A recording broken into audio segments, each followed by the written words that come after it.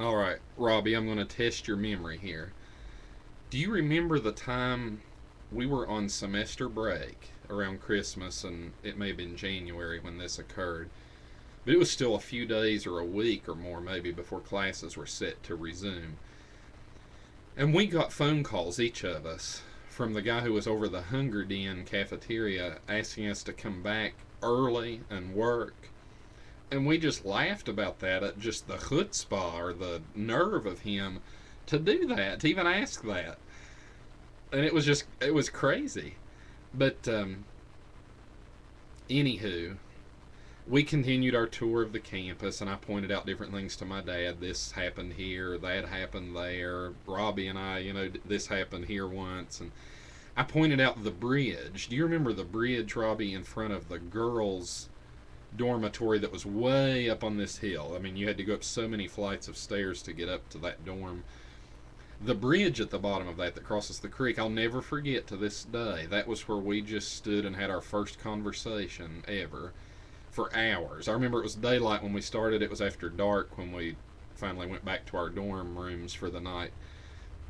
But that was our first conversation, you and me. And I guess 15 years ago this month. Does it feel like it's been that long? It doesn't to me.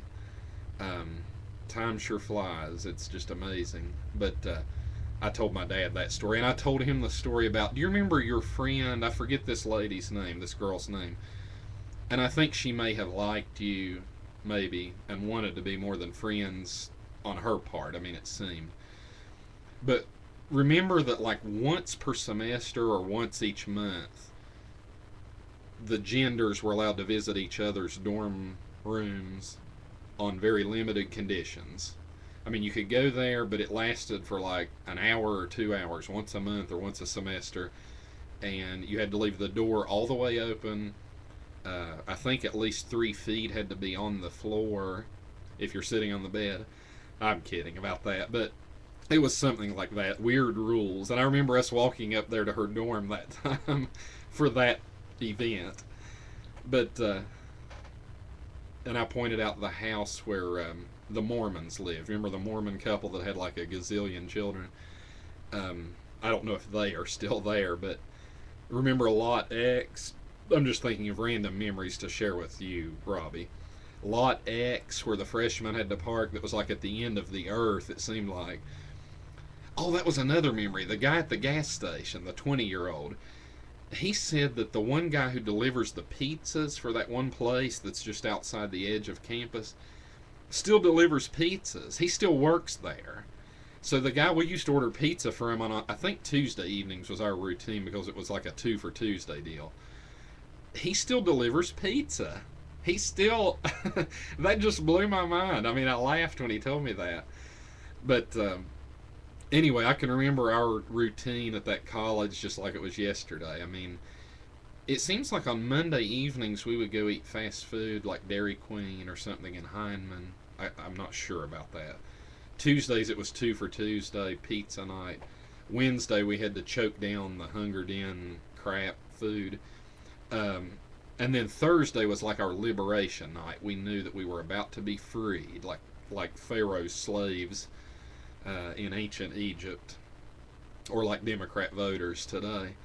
But we were about to be liberated soon from our taskmasters. But we went in the what was the name of that Edwards Art Center?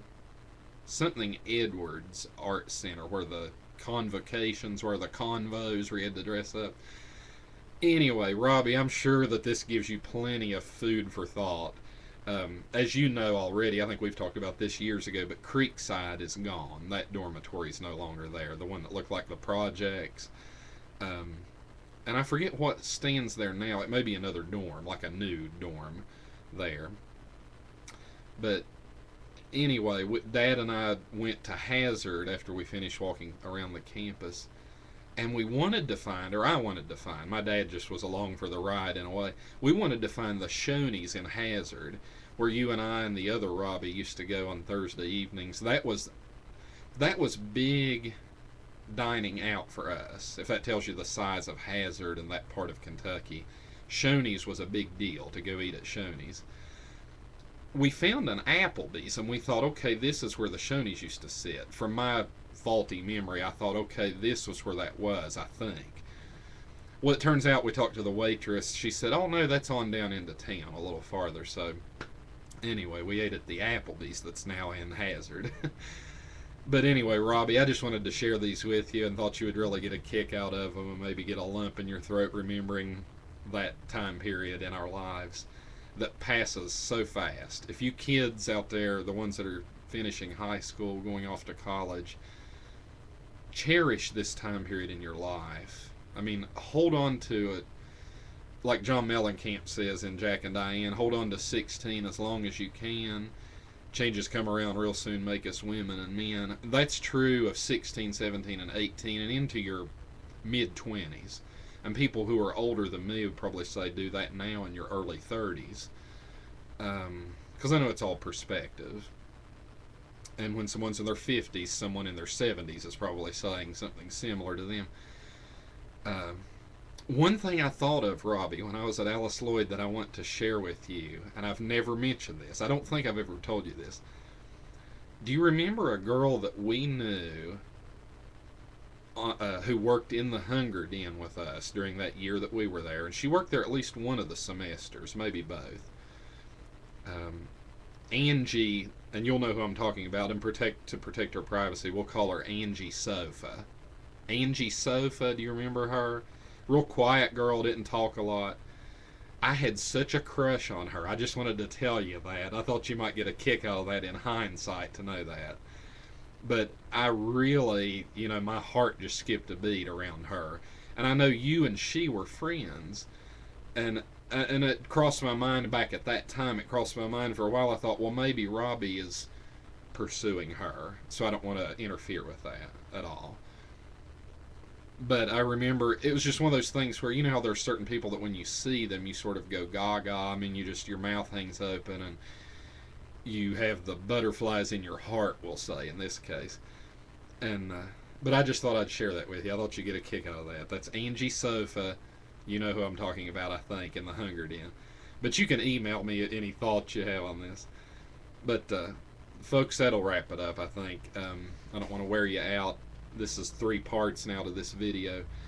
But I just wanted to share with a dear friend of mine out there the start of our friendship 15 years ago at a little school that's really in the middle of nowhere, that is still in existence.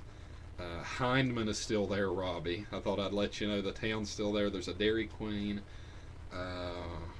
Trying to think what else is in that town that maybe wasn't there when we were there.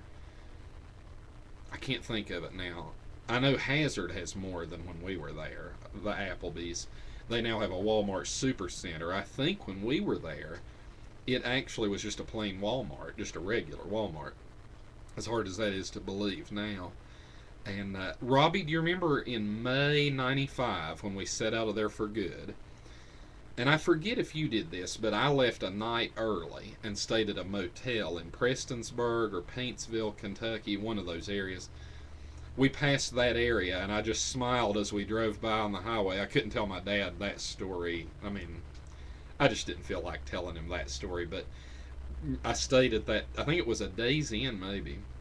Dad noticed the Holiday Inn, and it's no longer a Holiday Inn in Prestonsburg, Kentucky, where he and my mom and I stayed in June or July of '94 when we did freshman orientation with the parents and the students. And Dad laughed at how they served hot dogs and chips for that orientation. He was like, they couldn't feed us anything better than that.